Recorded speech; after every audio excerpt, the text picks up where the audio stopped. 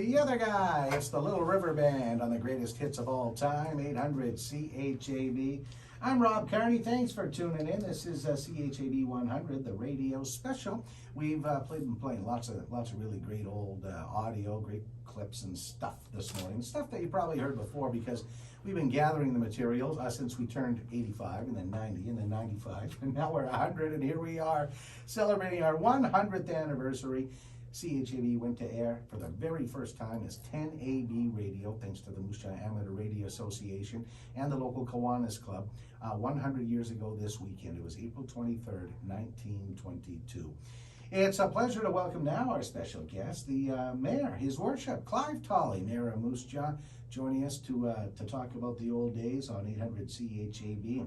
Clive has it on his resume. He worked at CHAB with us, as the color commentator on Warriors Radio on Country 800 back in the late 90s. Clive, we had some good times back in those days. We sure did. I think it was 98 to 2001, the last 3 years that you called the games. And it was an absolute pleasure for me working with you. And I watched a pro at work, Rob. I used to watch you put all these papers all over, hanging from the ceiling, hanging from the walls, all these kind of notes for your show. And of course, you were there 2 hours early, and I came in and just did the show and left. But we had a great time. I remember a trip back from Prince Albert. We went to Prince Albert, and we had the CHAB Radio 800 van, or maybe at that time it might have had Country 100 written on the side. But we ran out of gas, or we were near running out of gas. We had to stop at Craig Hemingway's home in Holdfast at the farm to get gas from his dad, and he didn't give us quite enough. We got to Moose Jaw, and we ran out just as we were coming to the North Service Road, and I remember you steering and me getting out and pushing that van right up to the pumps. Yeah, we had a lot of experiences, great experiences, and I really enjoyed that time with you. We work with some real characters too with the Warriors, and James Gallo got his start on Warriors Radio with us as our host. He did. I remember James coming on. We were a three-man crew there for quite a while, and James has turned into the longest-standing broadcaster of Warrior hockey games in the history of the Moose Jaw Junior Hockey, I think, dating back to Ken Newens and through all the different guys that had that job. I think James is the longest standing, and certainly I enjoy listening to the games now on Country 100. Yeah, me too. Yeah, James Gallo and Derek Kletzel and Mark Smith, they one of the best radio shows in hockey, not just junior hockey, but in hockey. They just do a wonderful job. And of course, they'll be on the air tonight when the Warriors play their first playoff game of the season against the Saskatoon Blades. All fans are asked to wear all black. Well, Blackout Mosaic plays tonight, and I'm looking forward to seeing that game tonight. Your association with the radio station, like many local people, Clive, goes way back to when you were a kid, and same with me. When I was a kid, I loved listening to the radio. For me, it was in the 70s. For you, it was in the 60s, and radio was really something back then. It was one of just a handful of entertainment options. Yeah, we used to, my brother Tony and I shared a bedroom, and we used to have a radio that we liked to play as we went to sleep. And I can vividly remember 1962, and in fact, Burton Cummings talks about this on one of his podcasts.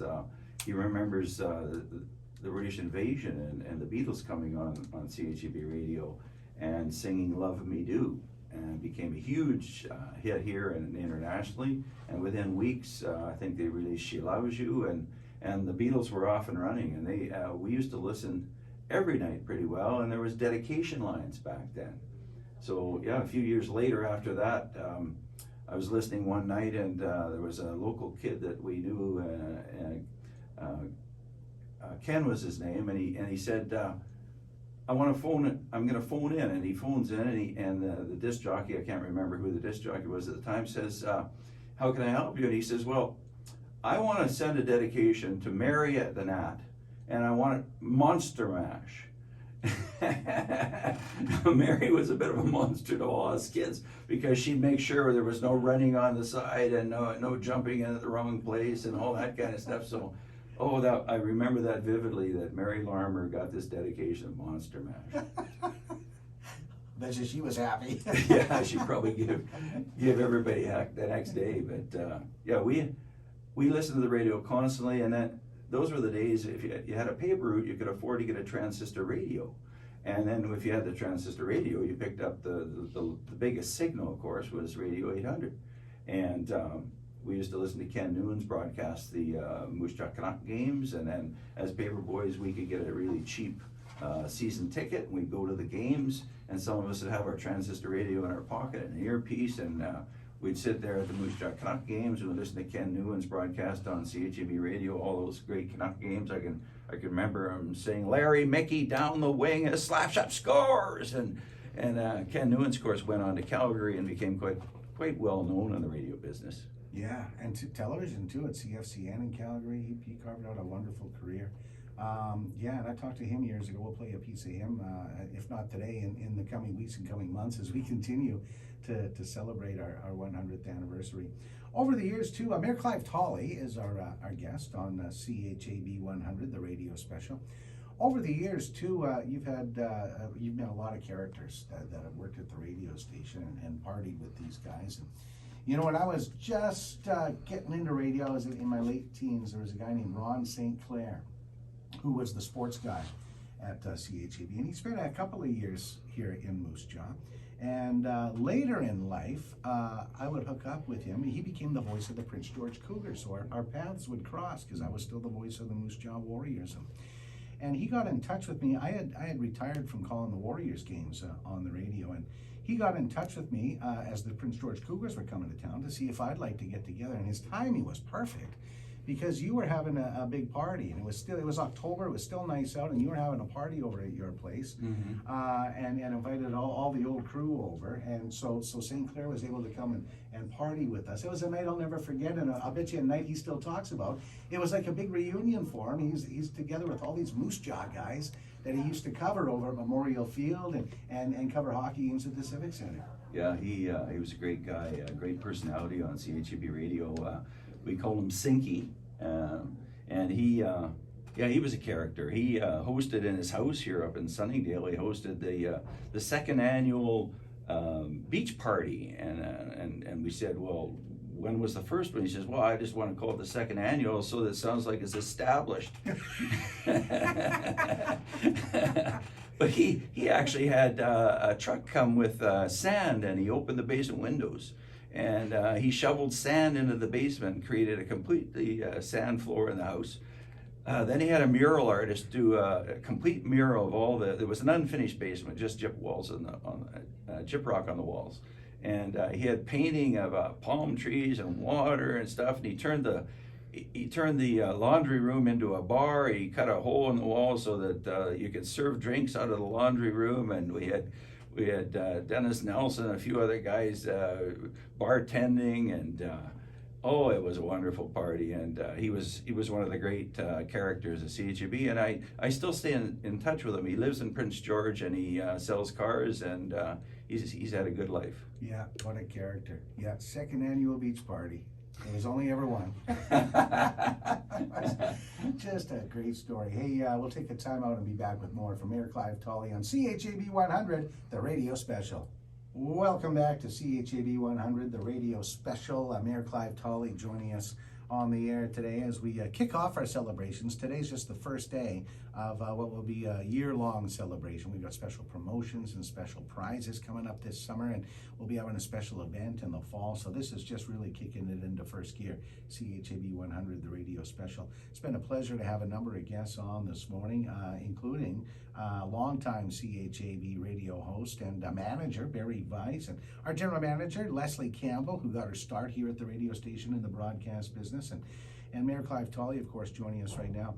This morning, Clive, I played a clip, and it was the guy who we had a number of people guessing who it was, and they were all wrong until Don Crook gave us a call, because he knew exactly who this was that I interviewed a number of years ago. And I asked him when he got his start at CHAB.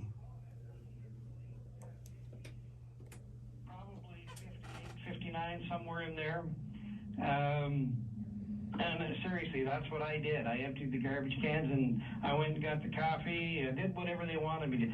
I was paid 50 cents an hour, and I kept track of my own time.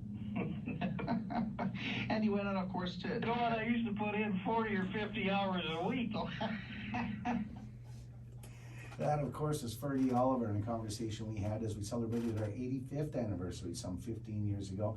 Fergie got his start here at CHAB and went on to a wonderful career in broadcasting on television, mostly with the CTV network, as a game day host on the Blue Jays telecast, and had Canada's longest running game show too, called Just Like Mom, and what a career he had. And his daughter's still on television too. She's on the Home Shopping Network. She's a lovely human being and a wonderful broadcaster.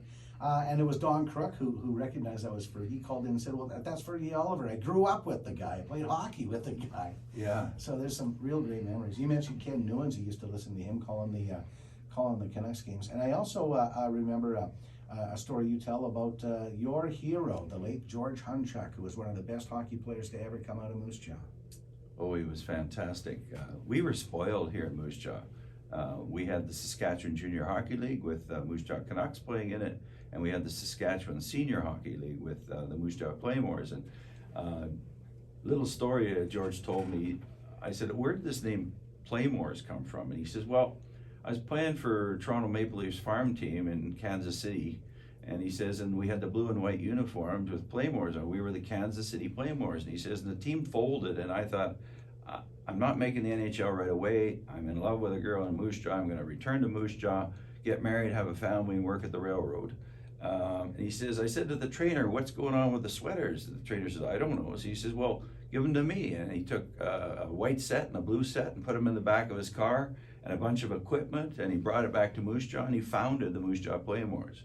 And then, of course, he was the star player. He played for Moose Jaw in 1946 when they were Memorial Cup finalists. They won Western Canada under the coaching of Ken Doherty. George was the star defenseman, along with a forward who went to the NHL named Mitro Presti. A very good team that had also Harvey Stein and Amos Wilson. So George was embedded in Moose Jaw as our local superstar, and he'd play for the Claymores, and he was very, very good, better than most players you'd see in amateur hockey for sure. And he just to entertain the crowd, he'd go back behind the net, start a kind of a Savard or an Orr type rush, and he'd pick up speed, and he'd actually pick the puck up on his stick blade. This is an old straight stick with no curve in the blade. He'd pick it up and he'd hold the stick out in front of him with the puck on it, and he'd kind of run on his skates to entertain the crowd. And he was faster than everybody. Nobody could catch him, and he's running through the center ice. The referee blows the whistle, and George looks at the referee. He goes, What's going on? Why are you blowing the whistle? The referee says, I couldn't think of anything, so I figure you're traveling. And the crowd was yelling at the referee and stuff, like we wanted this entertainment to go on, and I'm just a kid, but he was one of the great entertainers, great athletes of our city, and of course he went on and served 6 terms on Moose Jaw City Council, and is forever going to be remembered in this community. Clive Tolley, Moose Jaw Mayor, on CHAB 100, the radio special. Anything else you'd like to add before I let you go, sir? Well, I was just remembering there was another gentleman, I don't know if you've talked about him during the reunion here, is Wally Mott. Was a CHAB person and started out his career here in Moose Jaw and ended up on CTV National News for many years. So you may have talked about him, but he certainly deserved a mention. He was another local person, started CHAB Radio and ended up on a national program. Very successful and long career. Yeah, awesome. Yeah, I never met Wally, but certainly know his story. Mayor Clive Tolley, City of Moose Jaw, thanks so much for sharing your memories with us on CHAB 100, the radio special, and we'll see you at the hockey game tonight, hey? That's going to be fabulous. Wear your black.